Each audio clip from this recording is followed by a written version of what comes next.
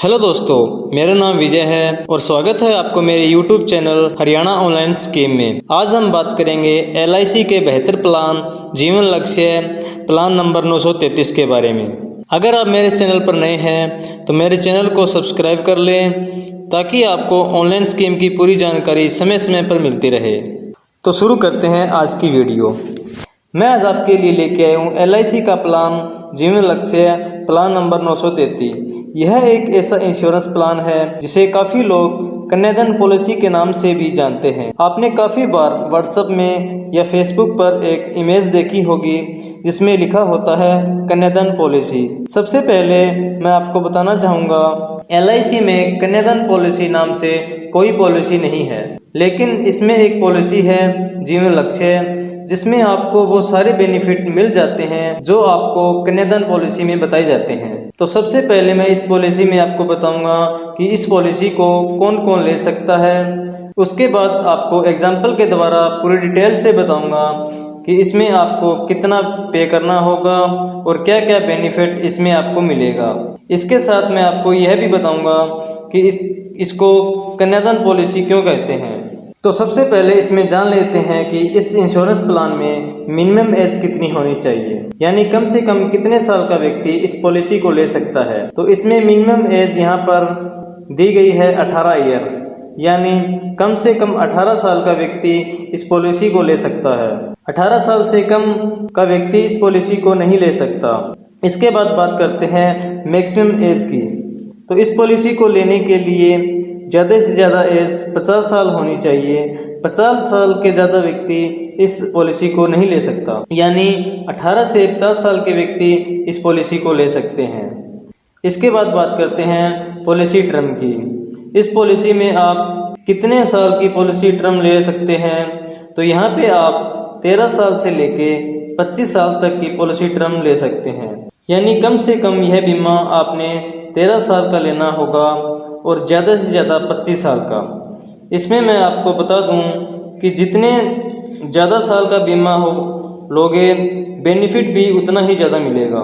उसके बाद बात करते हैं प्रीमियम पेइंग टर्म की, यानी कि आपको इस पॉलिसी में कितने साल प्रीमियम पे करना होगा। इसमें मैं आपको बता दूं कि इस इंश्योरेंस प्लान में आपको 3 साल की छूट मिल जाती है, यानी जितने साल का आपको पॉलिसी टर्म लिया है उससे 3 साल पहले ही आपका प्रीमियम पे बंद हो जाता है और इसके बाद आपको कोई पे नहीं करना होता। तो एग्जांपल के तौर पर मान लेते हैं कि आप 21 साल का इंश्योरेंस प्लान लेते हैं, तो आपको सिर्फ 18 साल तक ही प्रीमियम पे करना होता है। उसके बाद आपको कोई पे नहीं करना होता, लेकिन आपका बीमा 21 साल तक चलता रहता है। इसी के साथ बात करते हैं मिनिमम सम एश्योर की, कि आपको कितने साल का बीमा लेना है। तो इस पॉलिसी में आपको 1 लाख का सम एश्योर ले सकते हो। इसका मतलब यह नहीं है कि आपको इसमें 1 लाख पे करने हैं। इसके बेसिस पे जो भी आपका पॉलिसी का प्रीमियम है, मैच्योरिटी है, डेथ बेनिफिट है, वो सब कैलकुलेट किया जाता है। उसके बाद आता है मैक्सिमम सम एश्योर। मैक्सिमम सम एश्योर की तो इसमें कोई लिमिट नहीं है। आप इस पॉलिसी में 1 लाख से लेके जितना मर्जी का सम एश्योर ले सकते हैं। यह आपकी इनकम पर डिपेंड करता है कि आप कितने साल का। तो अब यहाँ पर एग्जांपल की सहायता से इस पॉलिसी के बारे में पूरी डिटेल से समझते हैं ताकि आप अच्छे से समझ सकें। इसमें हम मान लेते हैं कि आपकी एज 30 ईयर्स है और आपने इसमें पॉलिसी टर्म 21 ईयर का लिया है। इस पॉलिसी को आप yearly, half yearly, quarterly, monthly अपनी मर्जी से पे कर सकते हैं। इसमें आपको फर्स्ट ईयरली 16,255 रुपये, हाफ ईयरली 8,214 रुपये, क्वार्टरली 4,150 रुपये, मंथली 1,384 रुपये भरने होते हैं। सेकेंड ईयर में आपको ईयरली 15,905 रुपये, हाफ ईयरली 8,037 रुपये, क्वार्टरली 4,067 रुपये, मंथली 1,324 रुपये पे करने होते हैं। इसमें आपने 3 लाख का सम एश्योर लिया है, तो इसमें आपको टोटल 18 साल के अंदर 2,86,640 रुपये भरने हैं। इसके बाद आपको 21 साल बाद कुल मैच्योरिटी 6,19,800 रुपये मिल जाती है। इसमें है आपका 3 लाख सम एश्योर, प्लस में बोनस 2,89,800, उसके बाद फाइनल एडिशन बेनिफिट 3,000 रुपये। तो यह कुल मिला के आपकी मैच्योरिटी बनती है 6,19,800 रुपये, जो आपको आपकी पॉलिसी ख़त्म होने पे मिलते हैं। इसके बाद हम बात करते हैं इन केस ऑफ डेथ की, कि यदि पॉलिसी धारक की बीच में डेथ हो जाती है तो इसमें आपके नॉमिनी को क्या बेनिफिट है।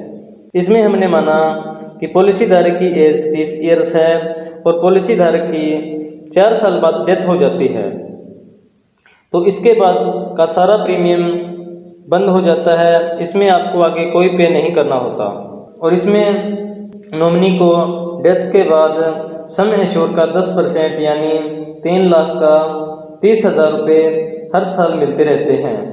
यानी आपकी पॉलिसी ख़त्म होने के 17 साल बच गए, आपको इसमें 17 साल तक 30,000 रुपये यानी कुल 5,10,000 रुपये मिलेंगे।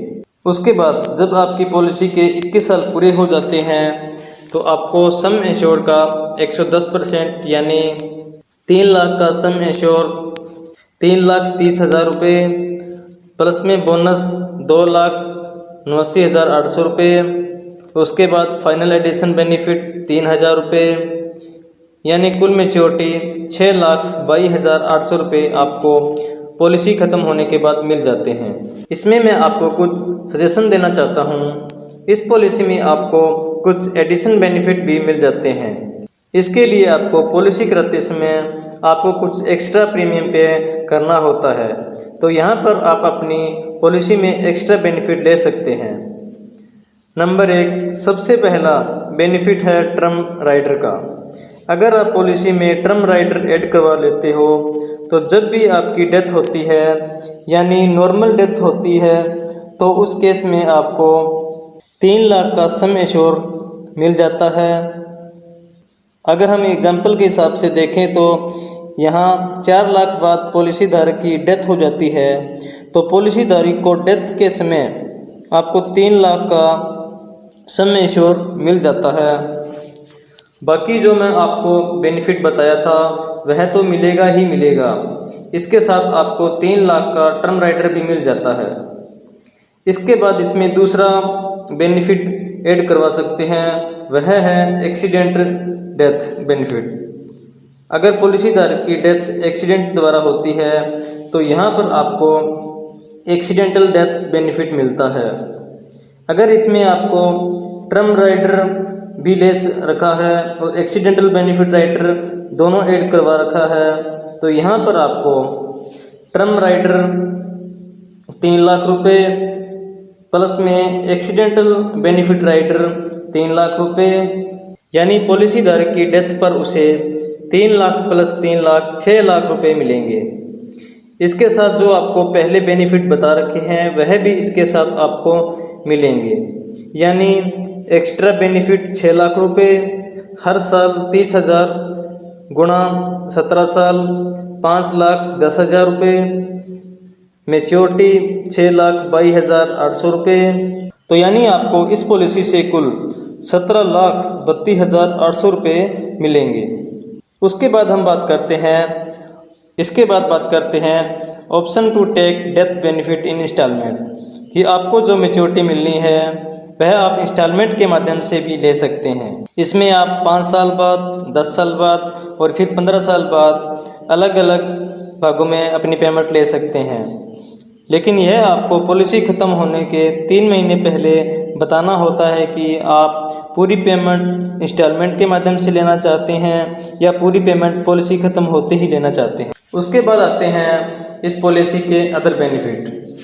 अदर बेनिफिट में आता है एडिशनल राइडर। इसमें है accidental death and disability rider, accidental benefit rider, term assurance rider, critical illness rider. इस पॉलिसी में आप 2 साल के बाद लोन भी ले सकते हैं। उसके बाद बात करते हैं सरेंडर की। अगर आप इस पॉलिसी को सरेंडर करना चाहते हैं तो 2 साल बाद आप पॉलिसी को सरेंडर भी करवा सकते हैं।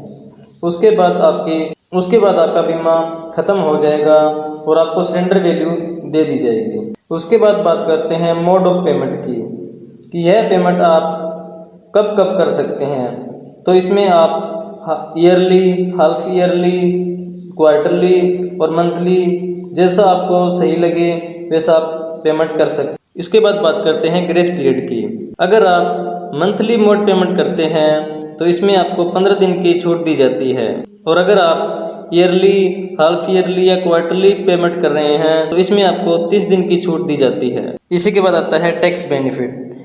इस पॉलिसी में आपको टैक्स बेनिफिट मिल जाता है। उसके बाद आता है रिवाइवल टाइम पीरियड। अगर आपकी किसी कारण से पॉलिसी बीच में बंद हो जाती है तो आप 5 साल के अंदर अंदर अपनी पॉलिसी को रिवाइवल करवा सकते हो। तो यह थी आज की वीडियो LIC को लेकर। तो अगर वीडियो अच्छी लगे तो लाइक करें, कमेंट करें एंड शेयर करें। धन्यवाद।